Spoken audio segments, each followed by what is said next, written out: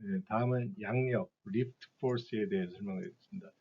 양력은 아까 설명했다시피 그 항력의 수직으로 작용하는 이 힘을 양력이라고 하고 그 물체를 뭐 어떻게 양력 리프트라는 게 띄운다는 거죠. 물체를 뜨게 하는 힘인데 그 물체의 운동 방향을 변경하는 그런 역할을 하고 양력에 대한 공식은 이와 같습니다. 그래서 2분의 1 곱하기 이때 항력하고 비슷한데 이때는 양력 계수라는 걸 놓고요.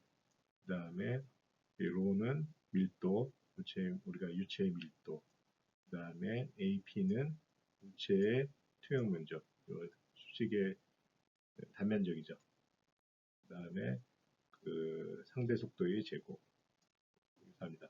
여기서 양력 계수 역시 이거는 양력을 생성하는 특정 물체의 능력을 표현하는 단위가 없는 양이고요. 이 양력 계수는 뭐에 결정되냐면 주로 실험을 통해서 구하는데 비행기 날개와 같이 윗부분이 이렇게 더 둥글고 아랫부분이 이렇게 직선형이고 이런 거에 의해서 양력 계수가 결정됩니다. 그 양력도 마찬가지이고 힘이고 그래서 단위는 뉴턴으로 측정이 됩니다.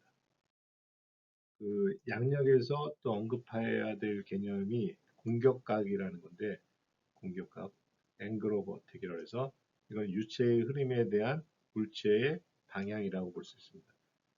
요 그림에서 보면은 이때의 공격각은 그냥 0도고 네, 이때는 이렇게 기울어졌죠. 그렇기 때문에 세타가 되고 이때는 공격각이 더 커졌죠. 더 커지고 이때는 어떻게 보면 음외각입니다. 아래로 기울어진 거죠. 이 공격각에 의해서 양력과 항력의 비율이 결정되는데 이런 비율을 양력, 항력 비율, 드래그 리프트 레이시오라고 합니다.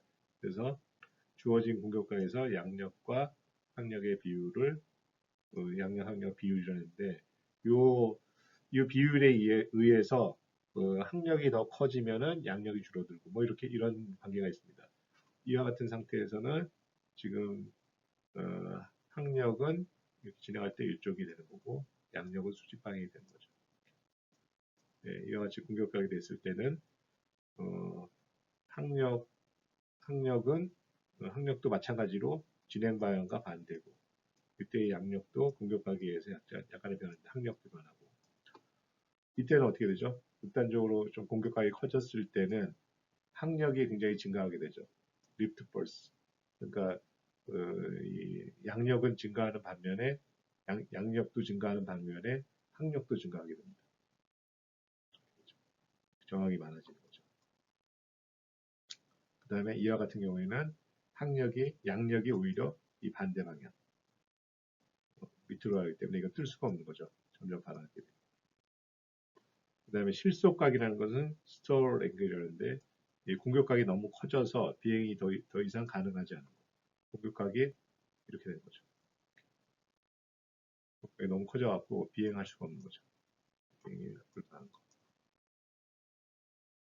이 공격 각도는 육상에서 이렇게 던지기 동작 있죠. 던지기 종목 있죠. 뭐 창 던지기라든가 원반 던지기 이런 데서 굉장히 중요한데 이 공격 각도에 의해서 저희가 채공 시간을 늘려서 창이 더 멀리 가는 그런 전략을 택하는데 보통 우리가 이 투사 각도, 창 던지의 투사 각도는 한 30도 정도 됩니다. 30도. 30도인데 이 공격 각도는 37도 정도 되고요. 그래서 이와 같이 이렇게 던지면 이게 기존에 이제 이게 창 던지는 모습인데요. 창 던지기의 그 창의 그 궤적인데 이렇게 하다 보니까 그 창이 너무 멀리 날아가서 뭐 100m 이상 날아가고 관중들이 좀 위험해지는 경우가 종종 생기다 보니까 1986년에 규칙을 바꿨습니다.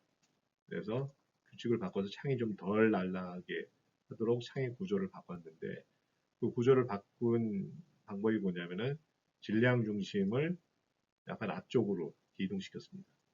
앞쪽으로 이동시키다 보니까 이 중심으로 해서 이게 되는데 어떻게 되냐면은 공격 각도가 여기서 줄어들었죠. 여기랑 비교했을 때 공격 각도를 줄이는 효과가 생겨서 이게 좀 덜 날아가게 하도록 구조를 변경했습니다.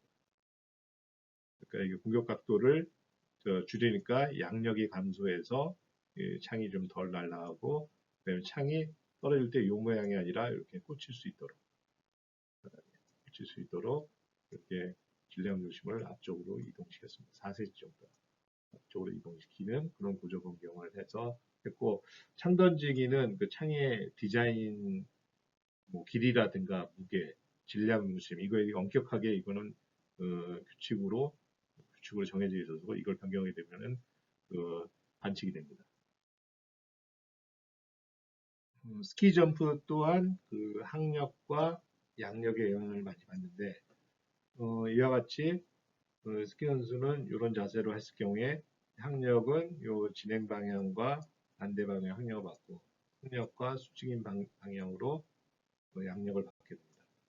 양력은 실제로 여기죠. 이렇게 받게 되는데 1989년에 한 선수가 이렇게 평행이 아니라 이렇게 V자형으로 여기가 벌렸더니 이때는 양력이 더 이렇게 이 V자를 벌리면서 양력을 증가시키는 이런 효과가 있어갖고 훨씬 더 이렇게 몸에도 오래 공중에 머무르는 효과가 있었습니다. 이 다음부터 기록이 많이 향상됐죠. 그리고 이런 V자 모양의 테크닉은 양력을 더 향상시키는, 양력을 증가시키는 그런 효과가 있습니다. 그 경기용 자동차, 레이싱카의 구조도 이런 항력과 양력을 이용하게 되는데 앞부분에 이런 구조물을 설치하고 뒤에도 이렇게 날개죠. 이렇게 날개를 설치하게 되면은 여기서 공기 흐름이 이쪽으로 가니까 이때 항력은 이쪽으로 작용하게 되고 그다음에 양력은 이 항력과 수직인 이쪽입니다. 이쪽이 되고 이 항력과 양력을 합치면은 이렇게 되기 때문에 이 아무리 빠른 속도로 가더라도 이 자동차가 공중에서 뜨지 않고 접지력을 이렇게 이쪽이 뭐죠? 바닥 쪽이죠. 그래서 이 타이어와 이 바닥의 접지력을 높이는 그런 역할을 합니다. 여기 앞부분도 마찬가지고. 그리고 우리가 경기용 자동차에 이렇게 뒤에 날개를 다는 이런 각도의 날개를 다는 이유가 이 자동차를 차체를 지면에 더 강하게 닿게 하면서 접지력을 높이기 위한 그런 효과라고 볼 수 있습니다. 다음은 뭐 바나나 킥이라든가 커브 투수가 던지는 커브공과 같이 회전으로 인한 양력을 매그너스 힘이라고 합니다. 매그너스 효과를 하는데 매그너스 효과를 는 베르누이 원리하고 상당히 밀접한 관련이 있는데 베르누이 원리는 속도가 빠른 유속이 아니, 빠른 부분이 느린 부분보다 압력이 낮기 때문에 압력은 높은 곳에서 낮은 곳, 그러니까 느린 곳에서 빠른 곳으로 이렇게 공이 휘게 되는 원리입니다. 예를 들어서 여기다 홈플레이를 던지는데 회전을 이와 같이 시계 방향으로 돌렸을 경우에 이쪽은 어떻게 되죠? 상대적으로 여기는 느리게 되고 여기는 상대적으로 이쪽 회전 방향으로 갔기 때문에 여기는 상대적으로 빠르게 됩니다. 여긴 빠르고 여기 이 부분은 빠르고 이 부분은 늦고 그러다 보니까 여기는 빠른 부분은 압력이 낮아지고 낮은 압력 여기 높은 압력 그 매그너스 힘은 높은 데서 높은 압력에서 낮은 압력 쪽으로 할까 이렇게 가기 때문에 공이 이렇게 안 가고 이렇게 휘게 되는 거죠. 반대의 경우도 마찬가지입니다.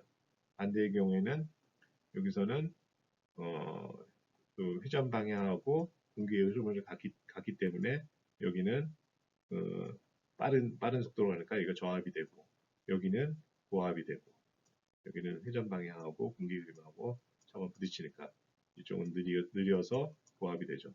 그 밑에는 매그너스 힘이 고압에서 저압 쪽으로 이렇게 가야 되죠. 그래서 공이 이렇게 안 가고 이렇게 가야 되는 거죠.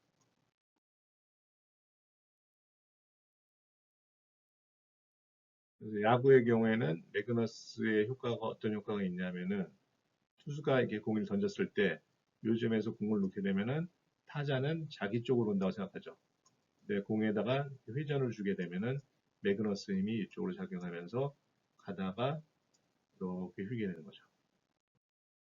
이렇게 되고 그렇기 때문에 타자가 움찔하다가 공이 이렇게 스트라이크 존 통과하는 걸 그냥 스윙도 못하고 보게 되는 경우가 많고 이쪽에 바나나 킥도 마찬가지죠. 바나나 킥도 공에 이렇게 회전을 주게 되면은 매그너스 힘에 의해서 공이 이렇게 가는 게 아니라 매그너스 힘에 대해서 이렇게 하게 되는 거죠.